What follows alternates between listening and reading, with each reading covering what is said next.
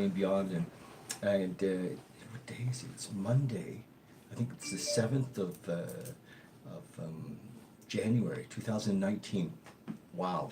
And I've been reading from Dr. David Hawkins and his book Letting Go.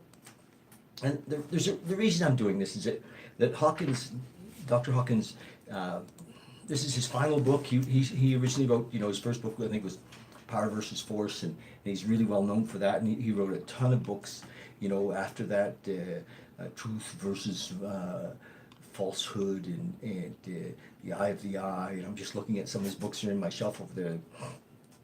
And I'm a big fan of the doc. He just really laid it out so simply around consciousness and around awareness and who we are. And so I just decided to read his book for you guys. So hopefully you like that, and it seems that some people are enjoying it, and you can order a copy through us.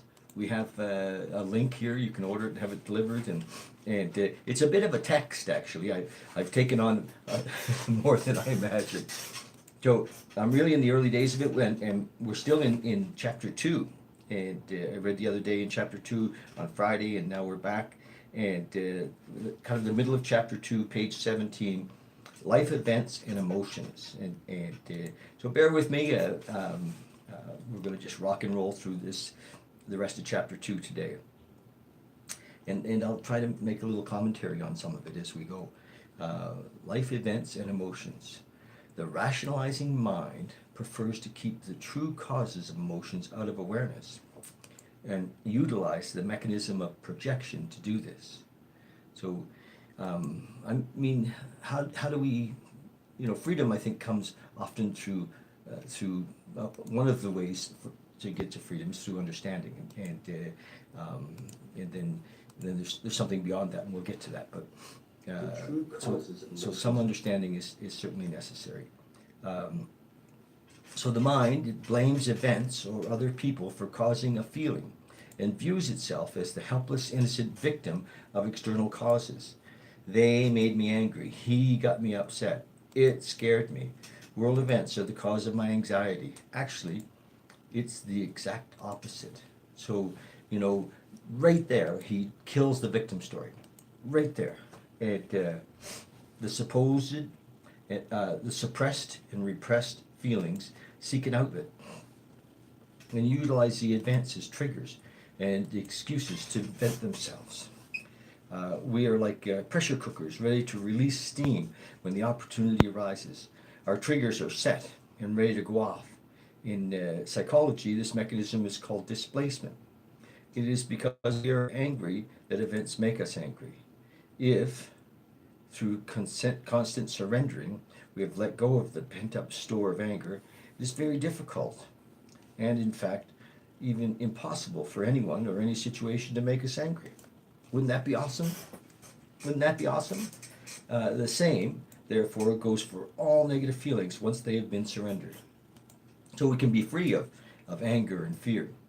Because of social conditioning in our society, people even suppress and repress their positive feelings. Suppressed love results in the broken heart of the heart attack. Results in the broken heart of the heart attack. Suppressed love emerges as excessive adoration of pets and various forms of idolatry, so idolizing things. True love is free of fear and characterized by non-attachment. Fear of loss energizes undue attachment and possessiveness. Fear of loss energizes undue attachment and possessiveness. Oh, really? For example, the man who is insecure about his girlfriend is very jealous. Imagine. When the pressure of suppressed and repressed feelings exceed the individual's tolerance level, the mind will create an event out there upon which to vent and displace itself. Thus, the person with lots of repressed grief will unconsciously create sad events in life. The fearful person precipitates frightening experiences. The angry person becomes surrounded by infuriating circumstances. And the prideful person is constantly being insulted. As Christ said, Why do you see the splinter which is in your brother's eye, and do not feel the beam which is in your own eye? All the great masters point us within. Everything in the universe emits a vibration. The higher the vibration, the more power it has. Emotions also, because they are energy, emit vibrations. These emotional vibrations impact the body's energy fields and reveal effects that can be seen, felt, and measured. Motion pictures use Killian photography, such as those done by Dr. Thelma Moss, show rapid fluctuation on the color and size of the energy field with change in emotion. The energy field has traditionally been called an aura and can be seen by people who have been born with or learned the ability to see vibrations that have of that frequency. The aura changes color and size with emotions. Muscle testing also demonstrates the energy changes that accompany emotions. As our body's muscles instantly respond to positive and negative stimuli. Let me read that again. The aura changes color and size with emotions. Muscle testing also demonstrates the energy changes that accompany emotions, as our body's muscles instantly respond to positive and negative stimuli. Oh, I see. Thus, our basic emotional status transmit themselves to the universe. The mind has no dimensions or size and is not limited in space. Therefore, the mind transmits its basic state via vibrational energy over an unlimited distance. Imagine.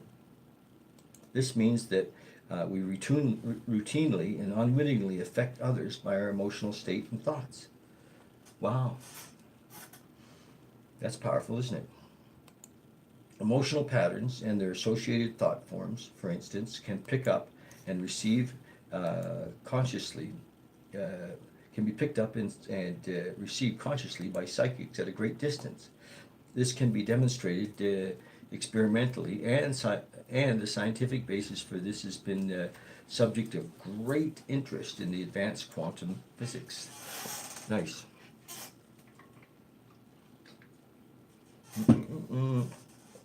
Because emotions emit a vibrational energy field, they affect and determine the people who are in your lives.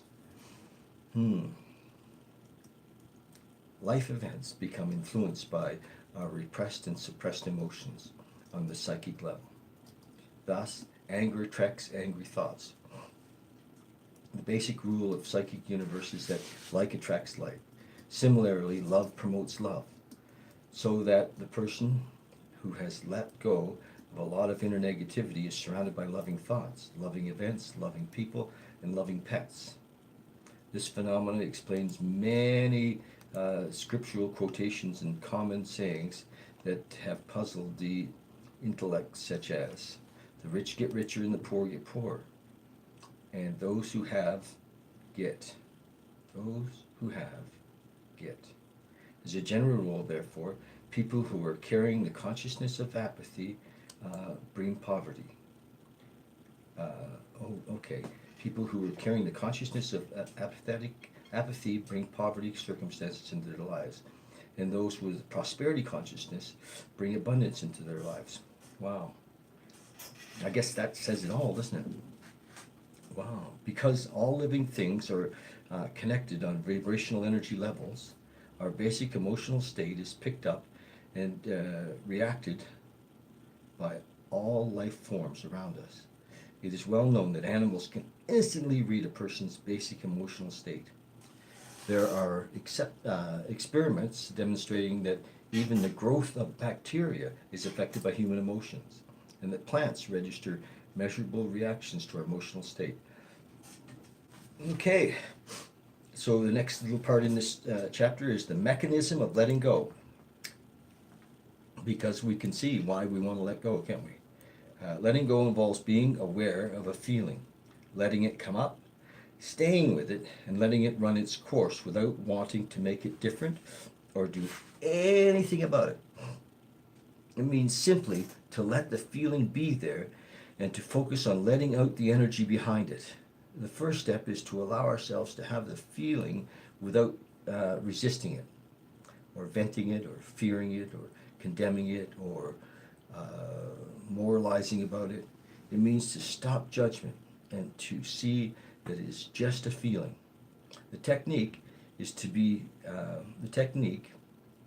with the feeling and surrender all efforts to modify it in any way. Let go of wanting to resist the feeling.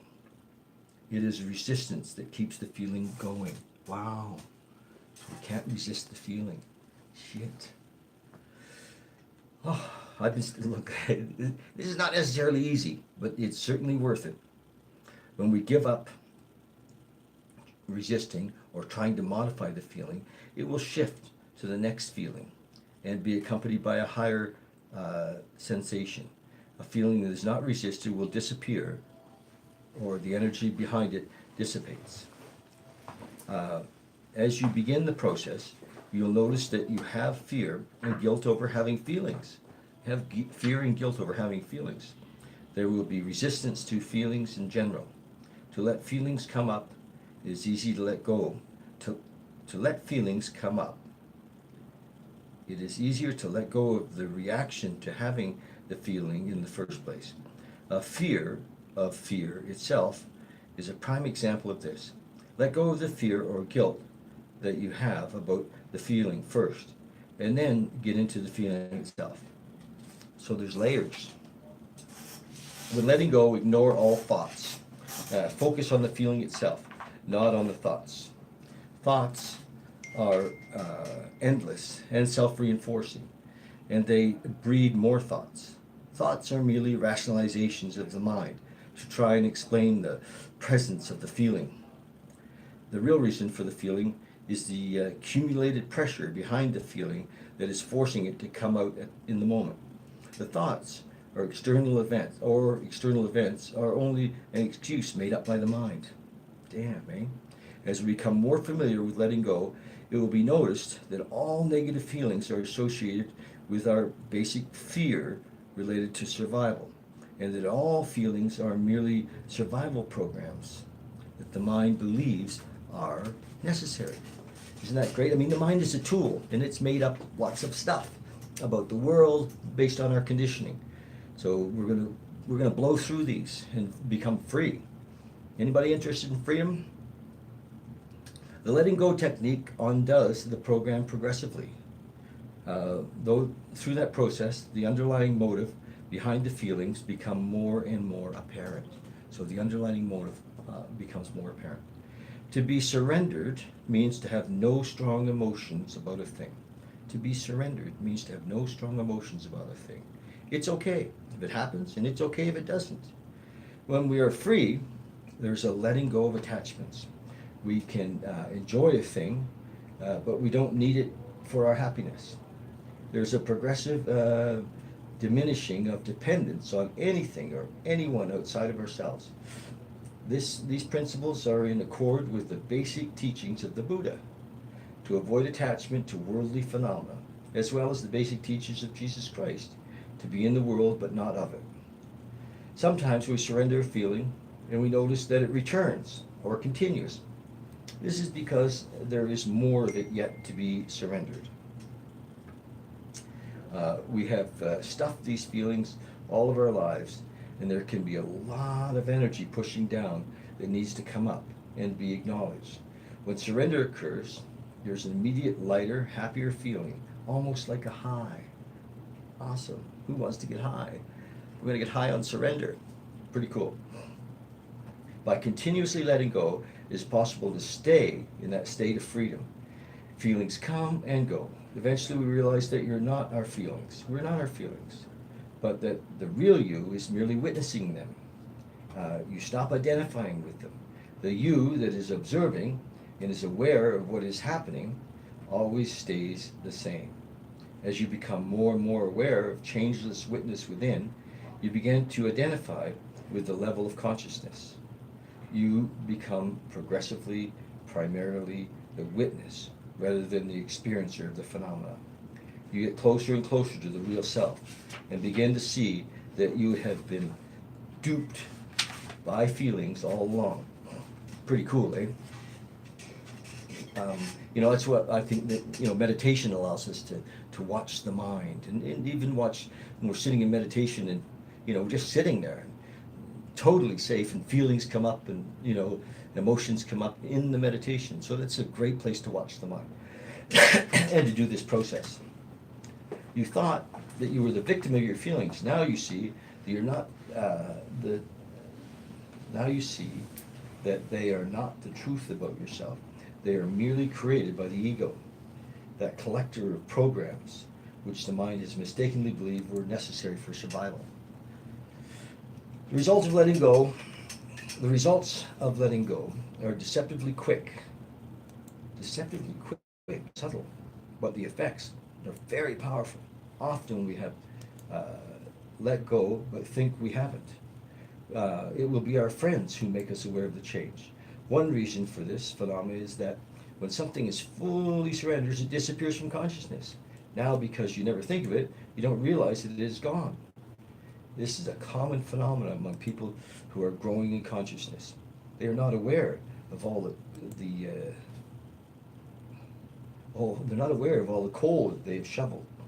We are always looking at the shovelful that we are handling right now. We don't realize how much the pile has gone down. Often our friends and family are the first ones to notice. To keep track of progress, many people keep a chart of their gains. This helps to overcome the resistance that usually takes the form. This helps to overcome the resistance that usually takes the form. This isn't working. It is common for people who have made enormous gains to claim it just isn't working. We have to remind ourselves that sometimes that we were like what we were like before we started this process. So I hear what he's saying. It's not so easy to measure as we're surrendering and letting go of things, because we've let them go. They're not in mind anymore, and so we can't really see what's gone. That makes sense, doesn't it? Resistance of letting go. Letting go of negative feelings is the undoing of the ego, which will be resistant at every turn. This may result in skepticism about the technique, forgetting to surrender, a sudden upsurge of escapism, or venting feelings by expressing and acting out, getting angry or fearful, and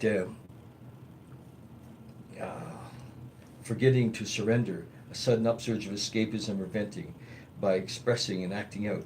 The solution is simple: to keep on letting go of the feelings you have about the whole process. Let the resistance be there, but don't resist the resistance. Wow. All right, so I see my phone was just ringing. Did we lose our live feed? No, okay. Sometimes we forget to put the phone on airplane mode, and it rings. So if you're thinking of calling, don't. Anyway, so he's warning us that resistance will come up, and to not resist the resistance. Just be with what's happening. You are free. You don't have to let go. Nobody is forcing you. Look at the fear behind the resistance. What are you afraid of regarding this process? Are you willing to let go of that? Keep letting go of every fear as it arises, and the resistance will resolve. Resolving the resistance. Awesome. Let's not forget that we are letting go of all the programs that have made us a slave and a victim for a long time. These programs have blinded us to the truth of our real reality. The ego is losing ground and will try tricks and bluffs. Once we start letting go, its days are numbered and its power is diminishing. One of its tricks is to go unconscious about the technique itself. For instance, to decide suddenly that the mechanism of surrender isn't working, things are still the same, it is confusing, it's too hard to remember, and this is a sign of real progress. It means the ego knows we have a knife with which to cut ourselves free, and it is losing ground. The ego is not our friend. Like Master Control in Tron in 1982, it's an old movie, Tron. It wants to keep us enslaved by its programs. Letting go is a natural ability. It is not something new or foreign. It is not an esoteric teaching or somebody else's idea or a belief system. It is merely utilizing our own inner nature to get freer and happier. But letting go, it's not helpful. It's not helpful to think about the technique. It's better simply just to do it. Eventually, it will be seen that all thoughts are resistance. They are all images that the mind has made to prevent us from experiencing what actually is. So the mind really doesn't want us to be present. I don't know why, but it doesn't, and because it loses control when we're actually here. When we have been letting go for a while, and have been experiencing what is really going on, we will laugh at our thoughts.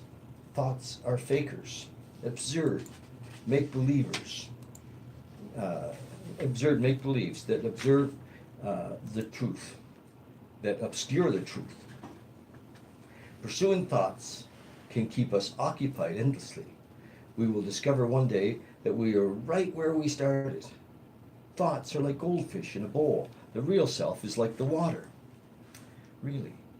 The real self is the space between the thoughts, or more exactly, the field of silent awareness underneath all thoughts.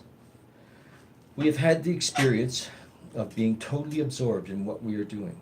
We have had the experience of being totally absorbed in what we are doing when we scarcely noticed the passage of time. The mind was very quiet, and we were simply doing what we were doing without resistance or effort. We feel happy, maybe humming to ourselves. We functioned without stress. We were very relaxed, although busy. We suddenly realized that we never needed all those thoughts after all. Thoughts are like bait to a fish. If we bite on them, we get caught. It's best not to bite on the thoughts. We don't need them. Inside of us, but out of awareness, is the truth that I already know everything I need to know. This happens automatically. That was in italics. I'm going to read that again. Inside of us, but out of awareness, is the truth that I already know everything I need to know. Paradoxically, one resistance to surrender is due to the effectiveness of the technique. What happens is that we keep letting go when life is not going too well. And we are beset by unpleasant emotions. As we finally surrender our way out of it, and all is well, then we stop letting go. This is a mistake because, as good as we may feel, there is usually more to it. Take advantage of the higher states and the momentum of letting go. Keep on going, because it will get better and better all the time. Letting go gains a certain momentum. It is easy to keep it going once it is started. The higher we feel, the easier it is to let go. That's a good time to reach down and let go of some things suppressed and repressed, like garbage. Yeah, that's a good time to reach down and let go of some things, like suppressed and repressed garbage. But we wouldn't want to tackle if we're in the dumps. So I see. So when we're feeling, when it's really working, we're feeling really good, it's a good time to really look at and let go of some things that are deep-seated, when we're feeling good, just ask the universe for more. Let's really let go of more stuff. And like all of our little needs, or need to be loved, or a fear of being alone, or fears of success or failure. Just let go of all of that imaginary stuff. There's always a feeling to be let up and surrendered. When we're feeling good, the emotions are merely subtle. Sometimes we will feel stuck with a particular feeling. Simply surrender to the feeling of being stuck. Oh, right on. Just let it be there and don't resist it. If it doesn't disappear, see if you can let go of the feeling in bits and pieces. Another block that may occur is the fear that we will let go of a desire for something. If we let go of a desire for something, we won't get it. It is often beneficial to look at some commonly held beliefs and let go of them right in the beginning, such as 1. We only deserve things through hard work and struggle and sacrifice and effort. That's a belief. He's saying we should let go of that. 2, suffering is beneficial and good for us. Guess that's bullshit too. 3, we don't get anything for nothing. So let go of these commonly held beliefs. 4, things that are very simple aren't worth much. Letting go of some of these psychological barriers to the technique itself will allow an enjoyment of its effortlessness and ease. Wow. That's it for today. That's quite a handful, though. I really encourage you, get the book and read along with me. And it's amazing. And go back if you missed the previous few days that we got started. Tomorrow we're going to start on chapter 3. It's a long one. I don't think I can do it in one sitting. But tomorrow at noon, or very close to noon, we're going to go into chapter 3, the anatomy of emotions. You know, this guy is friggin' amazing. He really lays it out there, and I don't know, you know, I've spent my whole life really, you know, even in my teens and 20s, looking for what was going on here, what was the answer, and it's been years till I finally found him, and it, you know, I mean, there's been many teachers, but this guy is one that I actually, when I first discovered Doc Hawkins, I took a year off from work and traveled, and I traveled with his books, and you know, I used to travel and read his books when I was traveling. It was amazing. I went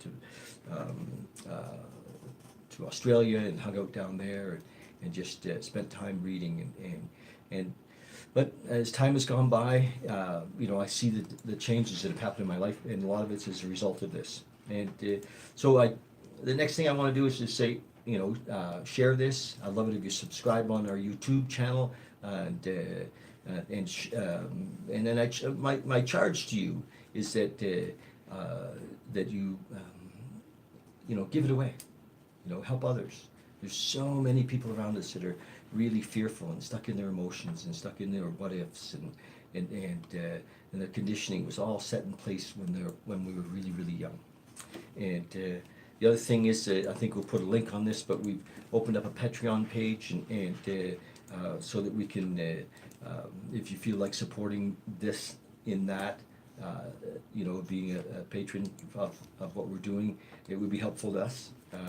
For, you know, my thing is to just give this away, and if you're part of that would be your gift to the hopefully in time thousands that will benefit from this. I mean, the ripples go out so far. Anyway, love you guys, love you, and thanks so much for watching, and we'll talk again tomorrow. Cheers. Bye.